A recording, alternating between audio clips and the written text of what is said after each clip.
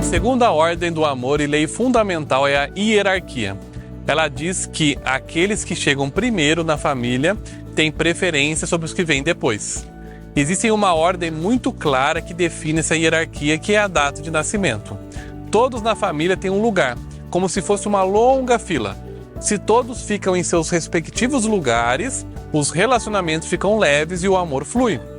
Se uma pessoa busca um lugar que não é seu, o sistema adoece. O filho que se coloca acima dos pais, independentemente se for com amor, fracassa. O mesmo ocorre nas organizações e em outros grupos, onde a hierarquia não é respeitada. Quem vem depois não pode ajudar quem vem antes, não tem força para isso e contraria a lei hierárquica ao se arrogar melhor que os seus antepassados. Se o que vem depois agir assim, caminha para a ruína, para o fracasso e até para a morte. A ordem da hierarquia é violada, na maioria das vezes, de modo inconsciente e por amor. Assim, aqueles que vêm depois podem, na alma, se colocar no lugar daqueles que vieram antes, querendo salvá-los, em movimentos como: antes eu morrer do que você, antes eu adoecer do que você, antes eu me frustrar do que você, antes eu me suicidar do que você. Nesses casos, o que vem depois sobrepuja o que vem antes e passa a assumir o destino que não lhe pertence, embora sem consciência disso e disposto a se sacrificar por amor.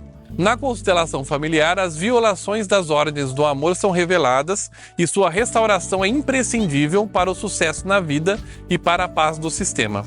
Entretanto, cabe ao próprio constelado implementar a ordem por intermédio da sua ação.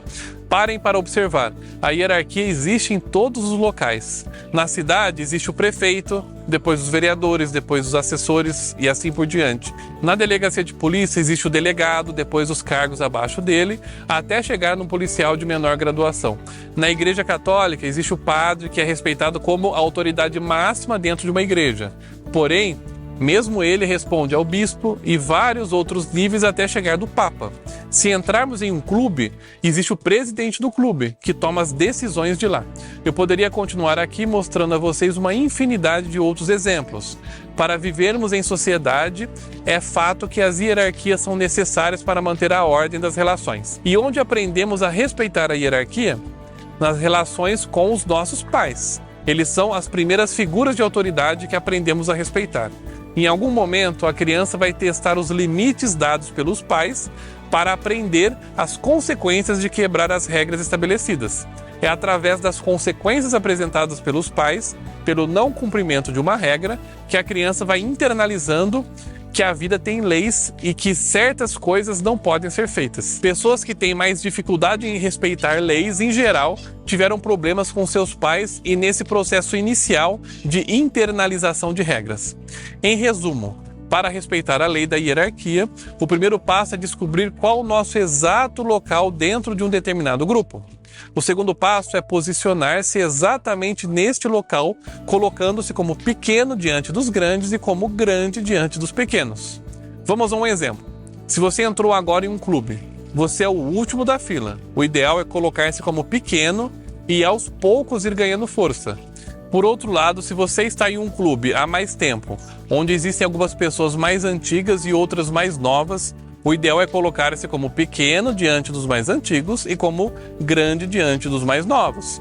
Um outro exemplo, imagine que você tem um cargo de supervisor em uma empresa. Abaixo de você estão 5 funcionários. Acima de você existe o seu gerente e acima dele o presidente. Qual o seu lugar na empresa? Exatamente o que aparece no organograma. Abaixo de você existem 5 funcionários. Para eles, você precisa se posicionar como grande. Acima de você existem 2 pessoas, para elas você deve se colocar como pequeno.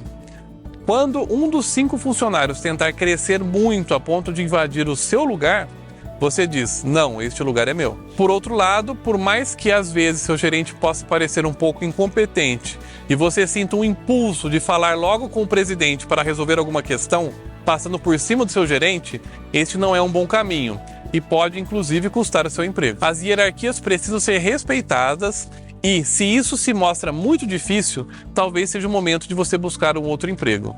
A vida fica muito mais leve quando respeitamos as hierarquias. Como disse Bert Hellinger, a hierarquia é a ordem da paz. Ela está a serviço da paz na família e no grupo. Está, no final, a serviço do amor e da vida. Finalizo aqui este vídeo deixando para você essa reflexão. Como você lida com as hierarquias em sua vida?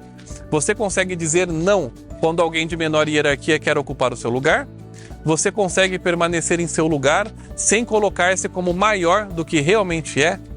Pense nisso. Um abraço e até o próximo vídeo.